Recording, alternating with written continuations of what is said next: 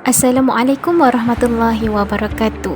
Hari ini kumpulan kami akan membentangkan tajuk yang berkaitan dengan pelaksanaan fasal pengecualian dalam transaksi menurut Undang-Undang Malaysia dan Islam. Tahukah anda apa itu fasal pengecualian? Fasal pengecualian berlaku dalam kontrak bentuk seragam dalam urusan pengguna. Fasal pengecualian ialah mengecualikan, membataskan, menghadkan hak, tugas, liability dan remedi yang mungkin timbul di bawah undang-undang. Kontrak seragam. Kontrak seragam ialah tiada daya rundingan kebebasan berkontrak. Juga dikenali sebagai kontrak patuhan. Seperti contoh pembelian kereta atau motor, kontrak pekerjaan dan menggunakan pengangkutan awam. Tiada kebebasan berkontrak terutama jika suatu pihak berurusan dengan syarikat-syarikat besar.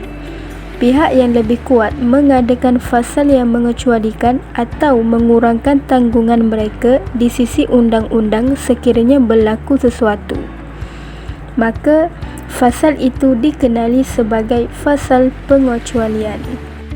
Fasal pengecualian menurut Undang-Undang Malaysia ialah mana-mana fasal dalam suatu kontrak atau terma dalam satu notis yang memberikan pengertian, menghadkan atau mengecualikan atau mengubah sesuatu liability, tugas atau remedi yang mungkin timbul daripada hubungan yang diiktiraf oleh undang-undang.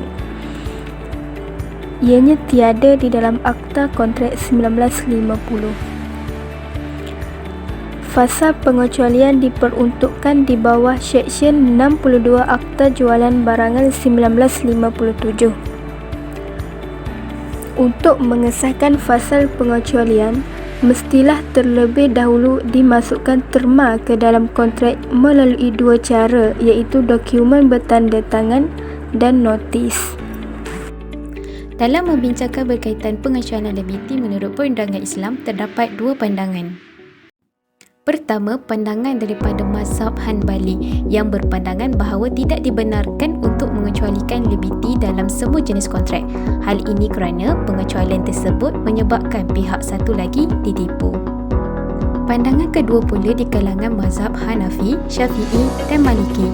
Menurut pandangan ini, para ulama membenarkan pengecualian liability namun terhad kepada kontrak jual beli sahaja. Seterusnya, kita lihat pendapat ulama yang membenarkan pengecualian. Pandangan dari mazhab Hanafi dilihat lebih longgar kerana pengecualian dibolehkan sama ada pengecualian tersebut membabitkan kerosakan khusus yang dikecualikan secara khusus dalam kawasan pengecualian atau secara umum tanpa merujuk kepada sebarang kerosakan. Pandangan Hanafi juga berbeza dengan pandangan lain kerana mempercayai bahawa dalam isu pengecualian liability yang tidak dikhususkan kepada sebarang kerosakan, pengecualian tersebut tidak menyebabkan sebarang perbalahan. Selain itu, tidak diisyaratkan juga pihak berkontrak mengetahui tentang kerosakan tersebut. Bagi pandangan mazhab Maliki dan Syafi'i, kesahan pengecualian liability adalah terhad dan bergantung kepada beberapa syarat. Kalau tak penuhi syarat tersebut, kausa pengecualian tersebut adalah terbatal. Mari kita lihat antara syarat-syaratnya. Pertama, pengecualian hanya terpakai bagi kerosakan yang tidak terlihat dan tidak diketahui ketika telah berlaku kontrak antara pihak yang berkontrak. Kedua, pengecualian tersebut hanya terpakai bagi kerosakan-kerosakan yang khusus, bukan secara umum. Yang ketiga, pengecualian liability adalah terhad kepada kontrak haiwan menurut mazhab Syafi'i dan juga kontrak jual beli hamba menurut Maliki. Daripada pandangan tersebut, pandangan mazhab Syafi'i dan Maliki dilihat lebih adil. Hal ini kerana pengecualian liability dibenarkan dengan bergantung kepada beberapa syarat terhadap aspek tertentu. Dengan adanya syarat-syarat ini dapat elakkan pihak berkontrak itu dan mengambil kesempatan untuk menipu.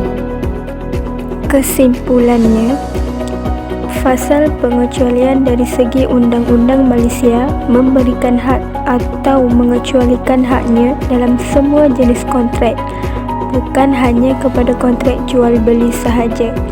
Namun, dari segi perundangan Islam pula, hanya memberikan fasal pengecualian hanya kepada kontrak jual beli sahaja berdasarkan kepada pandangan ulama dalam kalangan mazhab Syafi'i, Hanafi dan Maliki. Oleh itu, tidak semua kontrak boleh menggunakan fasal pengecualian dari segi perundangan Islam. Itu sahaja daripada kumpulan kami. Sekian, terima kasih.